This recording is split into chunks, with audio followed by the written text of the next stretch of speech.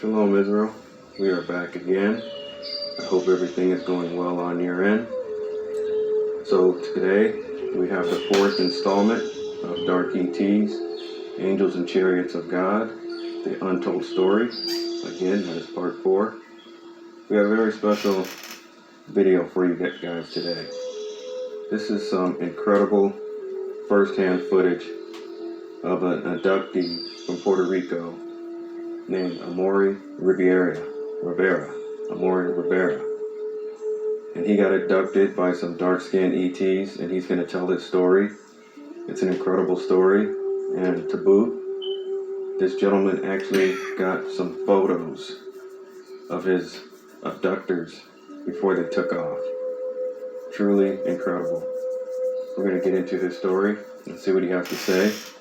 But before that, I want to say this real quick. I woke up this morning.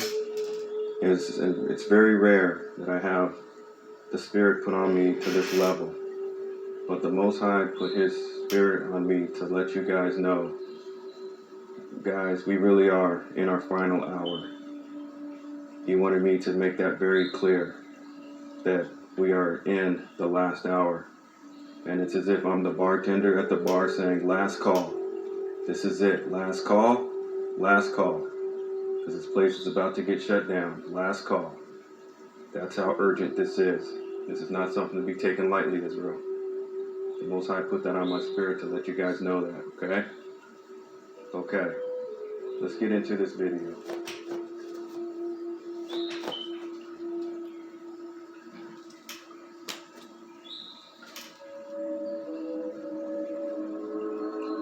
On the morning of May 14, 1988, Amaury Rivera, a young man from Puerto Rico, photographed a giant disc, followed and circled by 2 jet interceptors. What makes the sensational pictures even more interesting is Rivera's claim that he had contact with the occupants of this UFO. Hello, my name is Amaury Rivera. I live in Puerto Rico, and back in 1988, I was working in a nightclub, and there was a musical group there. One of my cousins wanted me to photograph the musical group, and she loaned me a camera with some film. On my way back home, I encountered 2 small beings, 2 small strange men, which I didn't think were men from outer space. And they took me somewhere where there were other people besides myself. Other human people, like from Puerto Rico, I guess. From here, another human being showed up. He claimed to be from a distant planet. He was dressed in black. He had a dark skin, but he was not a Negro. He had a long black hair up to the shoulders, and he spoke to us with the mouth, verbally, and no telepathic speaking. He showed us various projections, which looked very real as projections, and he informed us about a whole bunch of things that are even still incredible to me. Then they returned me to... What did this holographic projection show? The holographs were mainly, the first one that I can remember was like a short trip through space.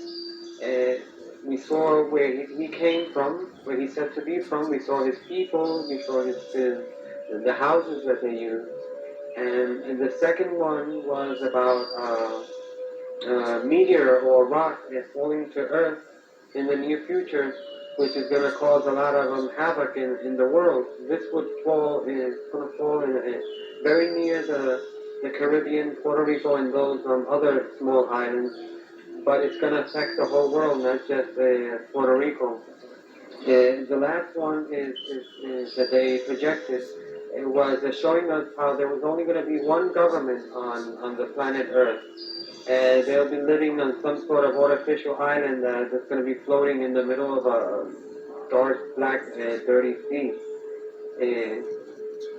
And then this man returned me to my car again and left me somewhere different from where the whole ordeal had started. Apparently, They took me with car and all.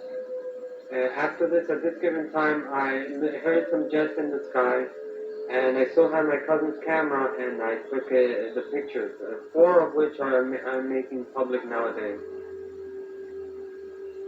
So this is amazing. You can see these pictures right here. Here is the so-called UFO.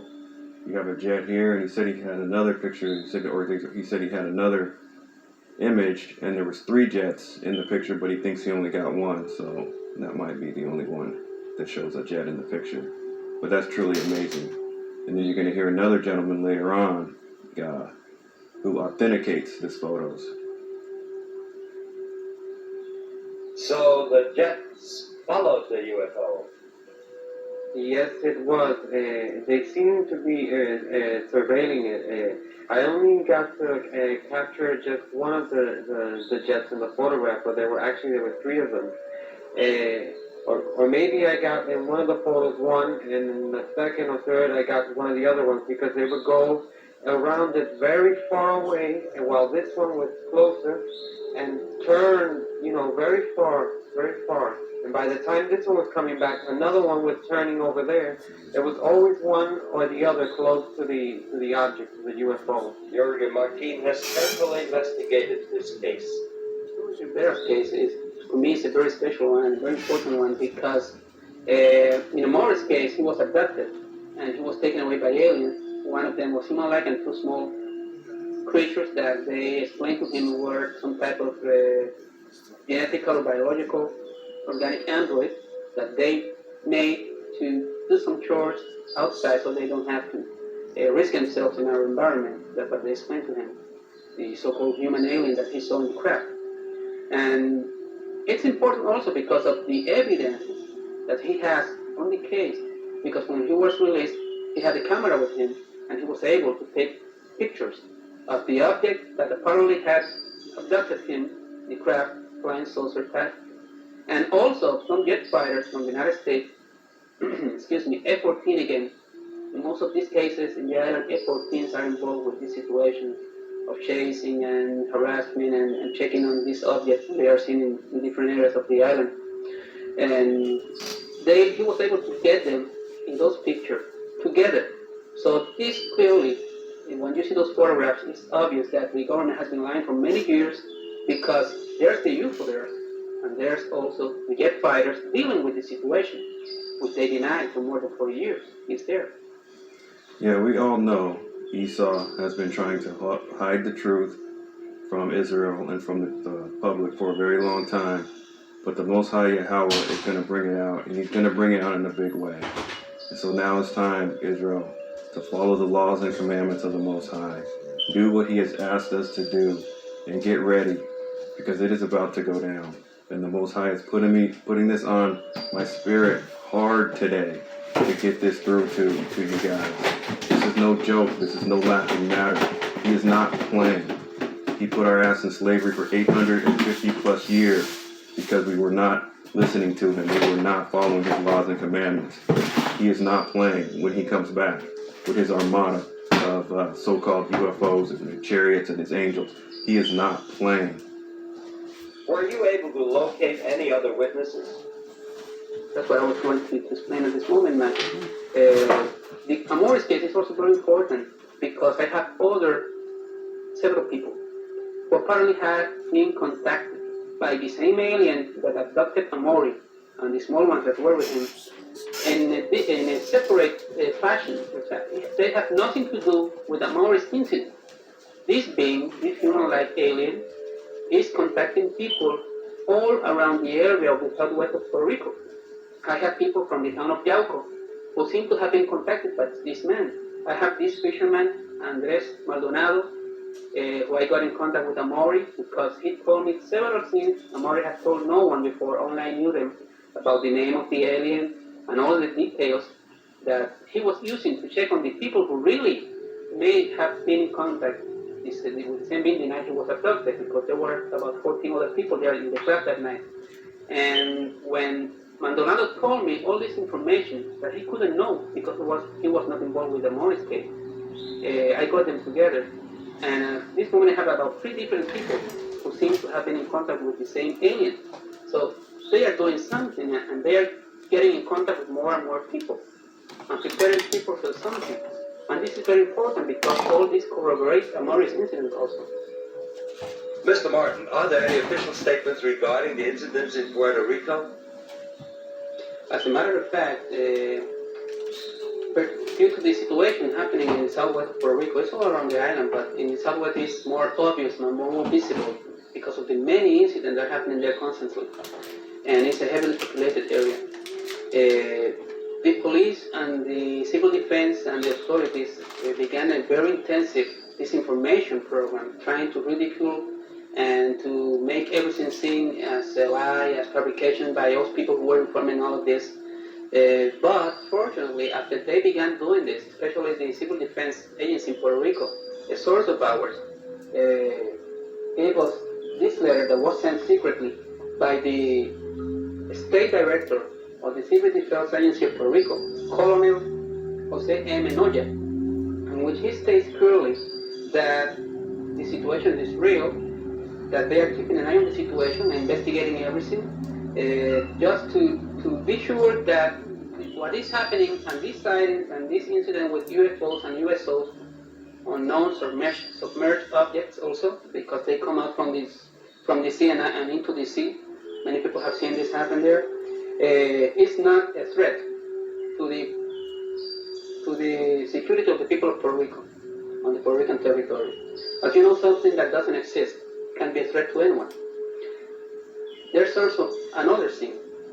He says here that several agencies of Puerto Rico are involved in the investigation secretly. The military, the Radio Observatorio Parecido, and they have always denied for many years that they have anything to do whatever with the UFO situation, and it's stated here by him that they do have something to do and they are checking on the situation. And Mr. Noya, these words written by him are very important because he's the liaison between the Puerto Rico National Guard Army and the Defense Intelligence Agency. He's their man in Puerto Rico. Yes, and the Defense Intelligence Agency is like the CIA in the military. So he knows what he's talking about.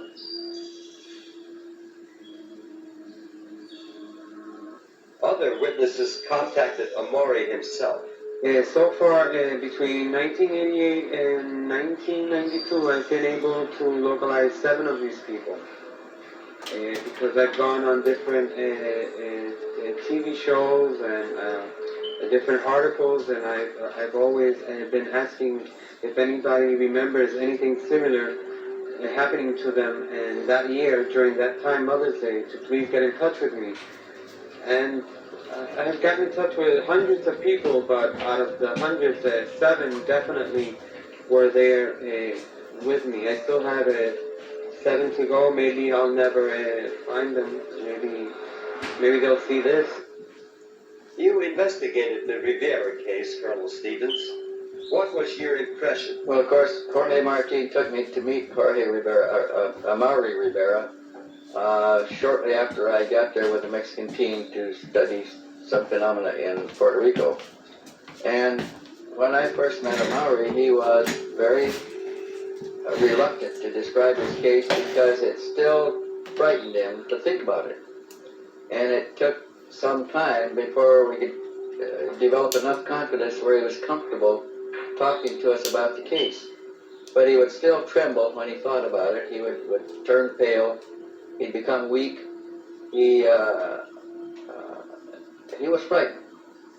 But he has now reviewed the details and the points in sufficient length and depth that he can face the experience without the trauma, which he has learned to do. And today, or yesterday, we saw for the first time that he is able to manage his emotions well enough to describe that contact in considerable detail. You carefully analyzed the Rivera photographs. We took the pictures, yes. We took the pictures taken by Amaury Rivera to a NASA consultant facility in Scottsdale, where we put them through a computer analysis using latest state-of-the-art equipment. And we found that both the disc-shaped craft seen in the photographs and the aircraft are some considerable distance from the camera, between 3 and 5 miles. We discovered that the jet fighter was moving and that the disc-shaped craft was moving relatively slow or not moving at all. We discovered that the ambient light conditions were correct in all respects. We were able to eliminate montages, paste-ups, reflections, models, all kinds of forms of technical manipulation of photographs, and we had to conclude that the pictures were real and that they were exactly as described by the witness when he took the photographs. Actually, Amaury Rivera was intimidated and pressured by government agents to hand over his pictures. Well, a short time after the incident, 3 men showed up at my home in Puerto Rico, and one of them stood in their car downstairs, and they claimed to be from CIA, and they handed me 2 pieces of paper, which I was so nervous I couldn't really read, but I remember seeing the letter CIA, which is the intelligence agency from the United States, and they said that it would be easier and better for me if I handed them the photographs and the negatives, but they did not say, what photographs or what negatives. They didn't specify, and I just told them that I did not know what they were talking about.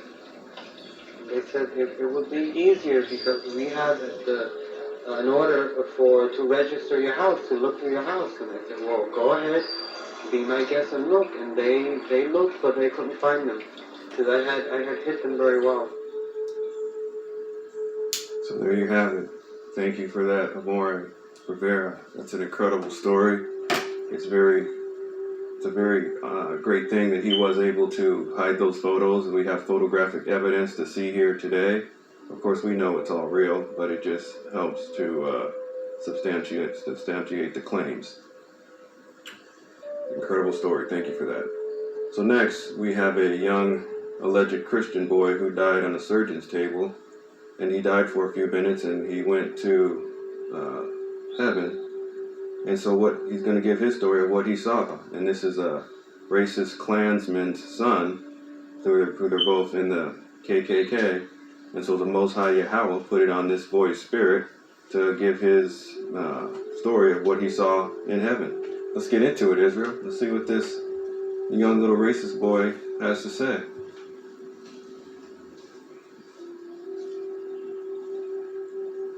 Shalom, Israel. This is the article I came across, and it's entitled, "Racist Boy Dies for 3 Minutes and Says Jesus is a Nigger." So listen to this. A young white Christian boy who briefly died on his surgeon's operating table doing a liver transplant this past weekend says he met Jesus Christ and he was an African American. Negro. Billy Landers, the son of a well-known KKK member in Mobile, Alabama, who was suffering from liver failure, was technically dead for 3 minutes before being resuscitated. During that time, the 13-year-old claims he's been here in afterlife. Quote, this is what he's saying he's seeing. He says, he was all niggers.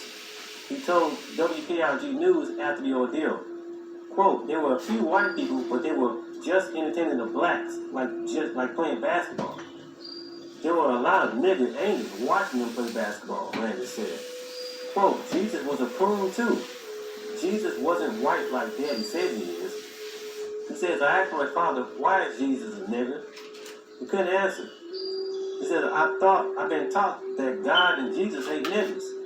That God cursed them by turning their skin black. That they were mud people.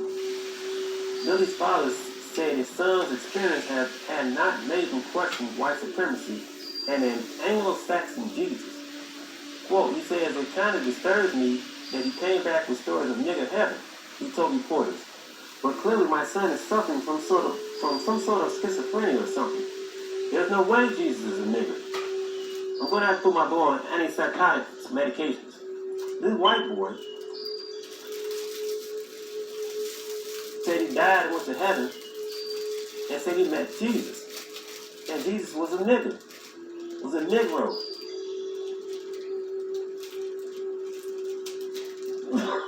Excuse me. These white people know that the Most High is black. We are a chosen seed, Negroes. Now, this is another link that I came across. And it's entitled TruthOverTradition.com. I have this guy's book. Let's click on Jesus, see what he says. Undeniable biblical proof that Yahushua, Jesus, or Yahushua is black. He says why this is not Jesus and why it matters. All the last have been taught that Jesus is a blue-eyed, blonde-haired white man. And it says this image of a white Messiah appears in all churches across America, especially the black church. Okay, it says, although colors are subject to this highly aborted today in white supremacist society, the Bible contains detailed narratives on the physical appearance and skin color of God's chosen people, the Hebrew Israelites. But in order to stay on topic today, he says I'll only discuss the color Messiah, who the world calls Jesus. Let's keep on going. Do your history on what happened through the whitewashing. Right? All the people in the Bible are black. So what happened? Okay? I want to talk about in my next video what Hitler said about the biblical Jews of the Bible and what they look like. And we're going to talk about where white people come from. I have this guy who goes into that. Now, let's keep on going. So it said, now listen to this. It says, the famous first century writer Josephus penned an early non-biblical testimony of whom we call Jesus. Josephus was a black Jew who lived around the time of Messiah, and he had access to the official Roman records in which he based his information and his work from. In his work, the human form, quote, it says, the human form of Jesus and his wonderful works. Josephus discussed the true color of the Messiah being black. However, his text will pass through the hands of white European Christian leaders who altered them to hide the truth about the Messiah and who his people were. Fortunately, however, biblical scholar Robert Eithler, in a classical 1931 study of Josephus' testimony, was able to reconstruct an unaltered testimony based on a newly discovered Old Russian translation that preserved the original Greek text. According to Eithler's reconstruction, the non-biblical description of Jesus reads as follows. At that time there also appeared a certain man of magic power, if it be meet to call him a man, whose name is Jesus, whom certain Greeks called the Son of a God. His disciples called the true prophet. He was a man of simple appearance, mature age, black skin, short growth. So we're going to pause that right there because you know I got to correct it. So Mr. J's the devil. This guy doesn't know. You have some people who still believe in that bullshit because they lost. They keep on putting Mr. J in the place of when it all gets down to it, Shem's Enoch, and that's even still a wrong name. And he didn't rise from the dead. The liar, who was a false prophet, and your King James Bible tells you the false prophet who was the devil, Mr. J himself, said he was going to rise from the dead. But the Bible also tells you the false prophet never rose from the dead. Okay, and the real prophet never rose from the dead either. But the real prophet didn't claim to raise from the dead, or claim that he was going to rise from the dead. The false prophet claimed that. Okay, so we're not going to get into no serving no man, because of course that's what this particular person, not the guy showing the video, but the other guy showing it, and that's why he's messing up. And of course, he is still saying what's on the wrong name. So we're going to skip forward.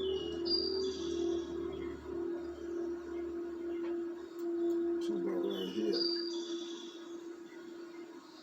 Of forensic anthropology. Let's click on this image. What does it look like?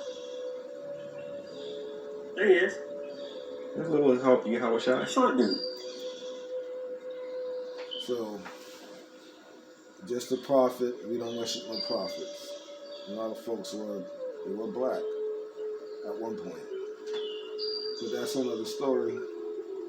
So all praise to the Creator. Nobody else. Peace and love.